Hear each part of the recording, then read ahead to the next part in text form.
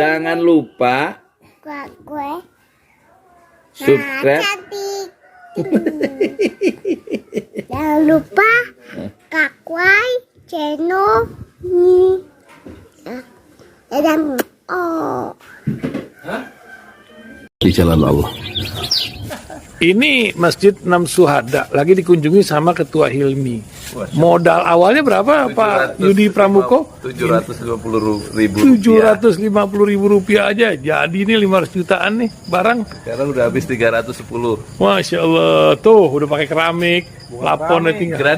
Granit tuh kayak marmer. Tuh, Masya Allah nih, sampai juga kita ke sini. Masjid Enam Syuhada, ngapa namanya Masjid Enam Syuhada, Ya, Pak Yudi? kita mau mendokumentasikan perjuangan dakwah nama anak muda pengawal Habib Rizik Syihab itu. Masya Allah. Yang dibunuh sama orang jahat di kilometer 50. Kilometer 50 ya. Itu kan simbol memperjuangkan dakwah itu kita harus memberikan segalanya untuk Islam kan ya. Untuk Masya dakwah Islam. Allah. Dan nama anak muda itulah yang sudah memberikan segalanya untuk Islam. Masya Allah. Apa nanti nama pemuda itu ada juga di sini mungkin diterapkan? Mungkin namanya 6 syuhada. 6 syuhada itu, Iya, 6 syuhada dipasang di sini, 6 syuhada. Bip Ali, apa yang dikomentarin dari ini semua, Bip Ali? Masya Allah, luar biasa. Dari uang 700.000, kalau pengen ternyata bisa. Bisa. Allah kirim. Tuh, bisa. Ya, Masya. dengan masuk satu gang kecil, tapi Bapak ini luar biasa. Kecil tuh. Oh, Masya Allah ya. Satu call aja. Masya Allah. Perjuangan Pak Yudi Pramuko, YouTuber sejagat paling tua. Tertua di semesta. Tertua di semesta. Masya Allah. Tukang donat. Tukang donat. Tukang donat dari Paru. Ini saya laporkan dari lapangan ini, langsung dari Masjid Enam Syuhada. Masya Allah. Dan ini dia. Dalam lihat ah. Tuh lihat tuh masjidnya, tuh imamnya di situ tuh. Malam-malam lagi kita. Masya Allah. Masih kurang nih. Atapnya katanya transfer aja. Assalamualaikum warahmatullahi wabarakatuh. Alhamdulillah wassalatu wassalamu ala rasulillah. Selamat berbahagia, selamat berjumpa kembali ya dengan channel pesantren Ojo Lali.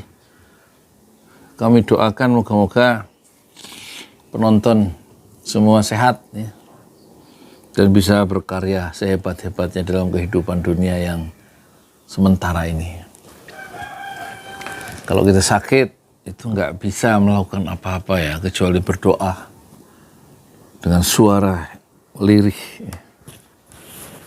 Dan banyak waktu terbuang dalam kesia-siaan, dalam tidur, dalam istirahat. Makanya mumpung sehat, betul-betul jangan biarkan menit-menit berlalu tanpa menghasilkan sesuatu ya. Sekarang kita update dulu berita ya, mungkin banyak yang belum tahu bagaimana pandangan media asing terhadap kereta cepat yang diresmikan kemarin oleh Presiden Jokowi 1 Oktober ya, hari Ahad. Mereka menyoroti kereta cepat kita itu dari Washington Post,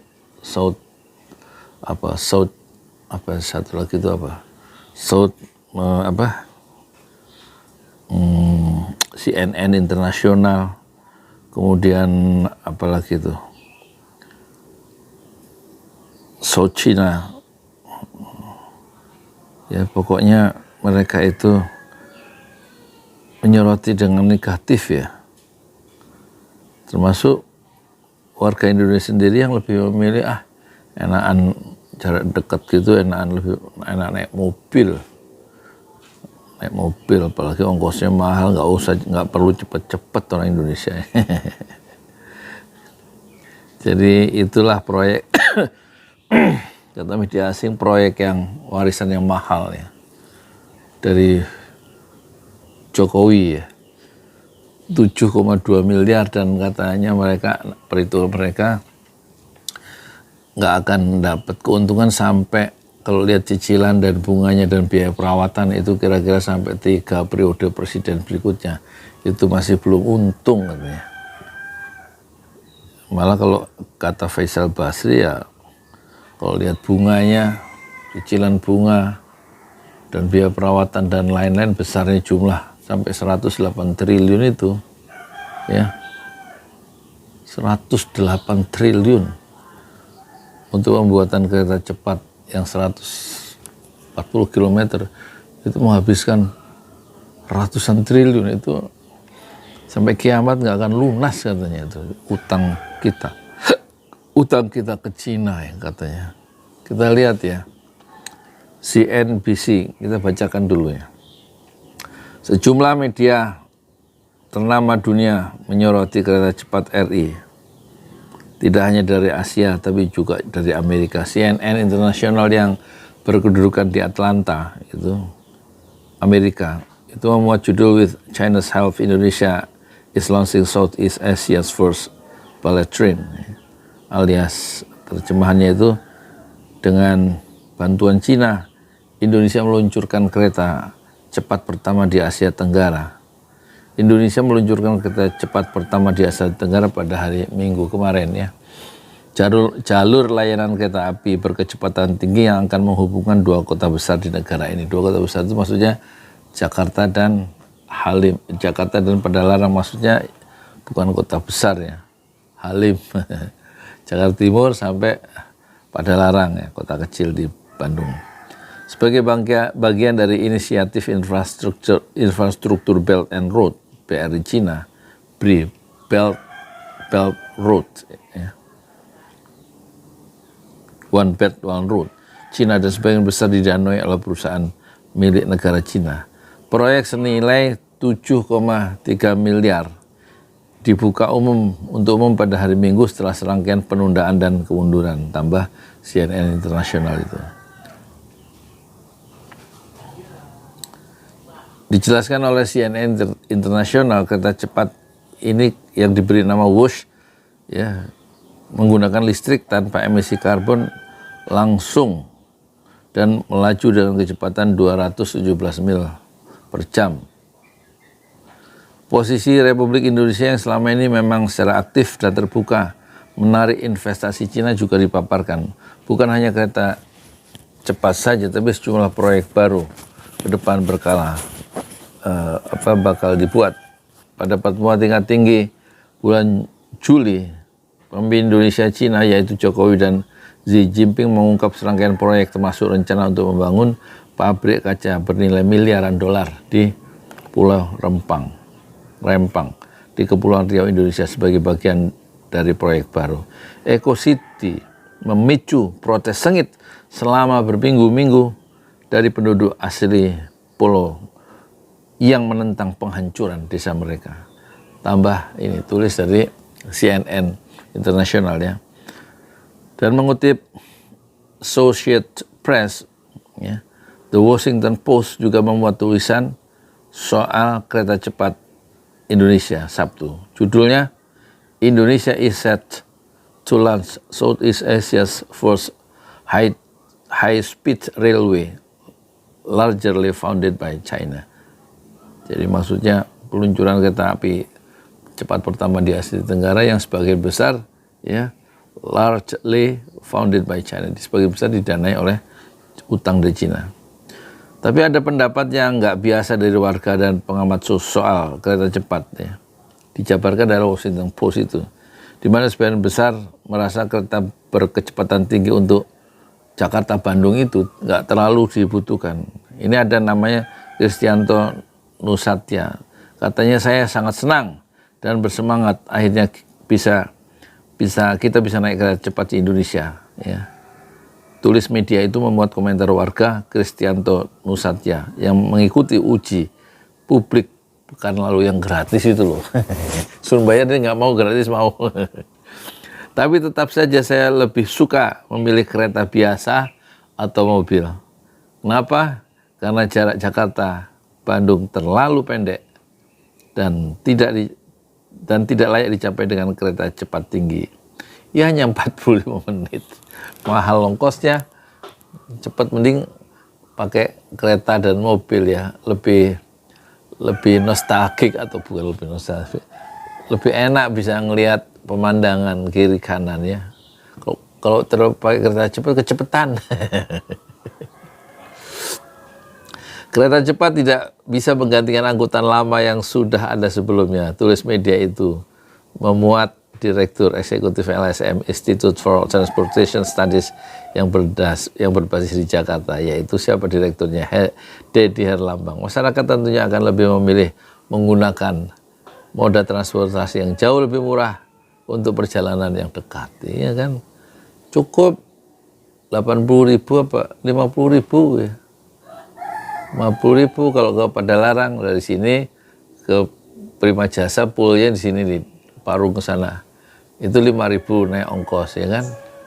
Terus dari Prima Jasa nanti ke Padalarang, turunnya di jembatan, bukan di jembatan, di tol atas yang tempat penduduk itu turun. Nggak boleh berhenti sebenarnya, tapi biasa supir, kondektur, sama penumpang udah tahu kalau mau ke Padalarang turunnya di situ, nanti loncat pagar pembatas turun. Udah ada banyak ojek di situ. Mau ke Padalarang ke kanan, mau ke Cimahi ke kiri. Ongkosnya piro? Prima Jasa 50.000 sampai Padalarang. Bandingkan dengan kita harus ke Halim dulu, ya kan? Maksudnya saya kalau mau ke Padalarang naik kereta cepat, ngapain juga cepat-cepat, hidup udah udah sulit. Kenapa harus cepat-cepat sih? Santai aja, santai hidup itu. Yang penting bisa makan, bisa senyum, bisa tertawa itu. Kalau punya utang ya gak usah dipikirin, tapi dibayar lah gitu. Ngapain cepat-cepat ya enggak? Cuman jadi naik Prima Jasa kita membantu pengusaha lokal, ya kan? Pengusaha lokal, pengusaha dari Banjar apa Tasik tuh yang punya Prima Jasa itu. Orang Sunda tiap malam Jumat itu saya pernah nanya ada pengajian di supir sama yang lain-lain karyawannya di Bambu Apus. Saya pernah nanya karena kan saya jualan donat di situ. Ya, saya lihat ada poolnya, ada rumah yang lebar berpagar, ada satpamnya. Saya tanya, itu Prima Jasa di dekat tempat dulu saya belajar bahasa Arab di Mahat Utsman bin Affan di Bambu Apus. Katanya setiap malam Jumat ya ada acara makan, ada pengajian, itu di Prima Jasa itu katanya begitu. Lah kan cakep, ya kan? Jadi kalau mau ke Cimahi naik Prima Jasa itu cuma 50.000, santai, ya kan? Bisa makan apa? Bisa makan gehu, tauge, bisa ada yang jualan lontong di situ, lontong, ada jualan aqua, ada jualan lepet, ya kan? Ada jualan apa? Iya, lontong sama tahu, sama cabai. Di bis itu kalau di kereta cepat mana boleh. Terus kita bisa makan, ada yang jualan ada yang jualan permen jahe, ya. Ongkosnya murah 50.000. Kalau naik kereta cepat, set udah sampai. Duitnya gede lagi, ya kan? Kalau pakai 300.000 bolak-balik kita udah 6 kali bolak-balik Jakarta Padalarang atau Parung Padalarang, ya kan? Santai sambil bikin vlog, ya, di mobil sama di Padalarang, nanti pulang lagi. Kalau pakai itu susah. Nah, orang Indonesia tuh budayanya nggak budaya cepat kok, biasa aja. Inilah warisan yang mahal ya dari Pak Jokowi, 108 triliun. Dan kata Hasan Basri, utang kita ke Cina itu nggak sampai kiamat nggak kebayar saking gedenya. Marah dia. Terus ada dari pemberitaan dari South China Morning Post, ya. Dia menyoroti kereta cepat sebagai warisan, ya, legacy yang mahal dari Jokowi, ya.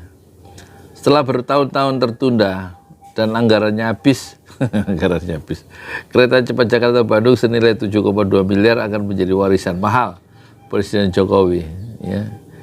Itu dimuat ya dalam artikel yang berjudul Indonesia's China-backed high-speed railway, ya, a burden to carry for years to come. Namun dengan adanya pembayaran kembali bunga dan biaya pemeliharaan, proyek Belt and Road kemungkinan besar tidak akan menghasilkan keuntungan bahkan setelah 3 presiden berikutnya, tambah pemberitaan media asing itu. Ya itulah ya sorotan media asing supaya kita tahu ada semacam side argument atau the other perspektif berbeda ya. Bahwa pertama itu menurut South China Morning Post tadi dia warisan mahal ya. Mungkin terlalu mahal, menghambur-hamburkan dana untuk manfaat yang tidak seberapa. Itu yang pertama. Yang kedua, kita terjebak ya dalam debt trap, jebakan utang Cina ya, yang akan diwariskan utang itu ke generasi berikutnya oleh Presiden Jokowi. Dan ketiga, tentu pelajarannya hendaknya pemimpin politik atau level kepemimpinan nasional hendaknya mendengar para ahli, mendengar para kritikus untuk diramu dan kemudian dianalisis bahan bagi pengambilan keputusan dan tidak didorong oleh kelompok-kelompok tertentu, oligarki tertentu atau bisikan-bisikan tertentu yang punya ambisi yang aneh-aneh di tengah masyarakat Indonesia yang masih memprihatinkan kita semua. Assalamualaikum warahmatullahi wabarakatuh.